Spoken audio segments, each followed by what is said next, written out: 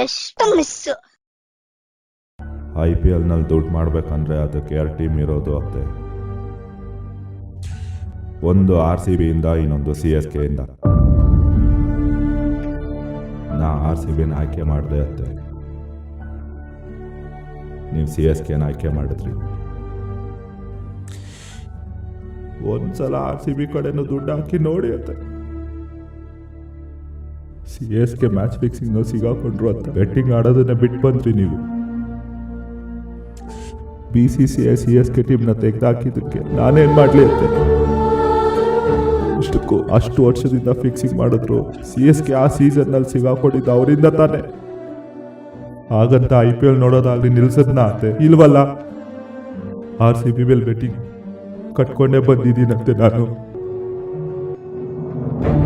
ಈಗಲಾದ್ರೂ ಬಂದ RCB ಮೇಲೆ betting ಆಡಿ ಅಂತೆ. ಯಾಕತ್ತೆ ಬೆಟ್ಟಿಂಗ್ ಆಡ್ತಾ ಇಲ್ಲ?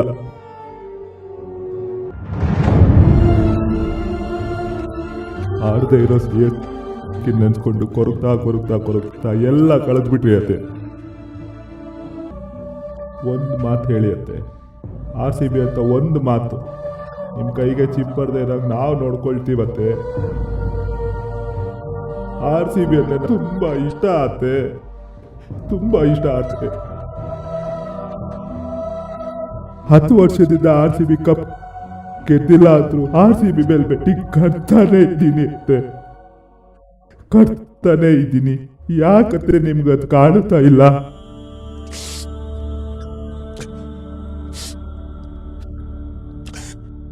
ಸಾಧ್ಯವಾದ್ರೆ ಬೆಟ್ಟಿಂಗ್ ಆಡತ್ತೆ, ಇಲ್ಲ ಬಿಟ್ಬಿಡು. ಅಟ್ಲೀಸ್ಟ್ ಟಿವಿಯಲ್ಲಾದ್ರೂ RCB ಮ್ಯಾಚ್ ನೋಡತ್ತೆ, please ನೋಡತ್ತೆ.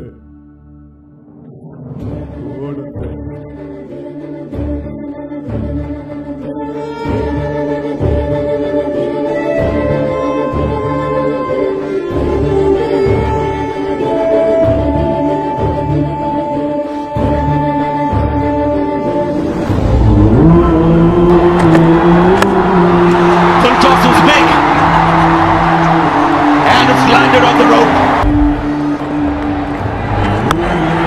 and has 7th. The RCB captain, as ever, very cool under pressure.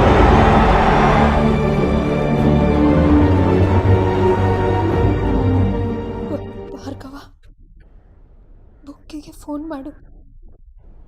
RCB rate ಏನಿದೆ ಅಂತ ತಿಳ್ಕೋಬೇಕು ಅನ್ನಿಸ್ತಿದೆ.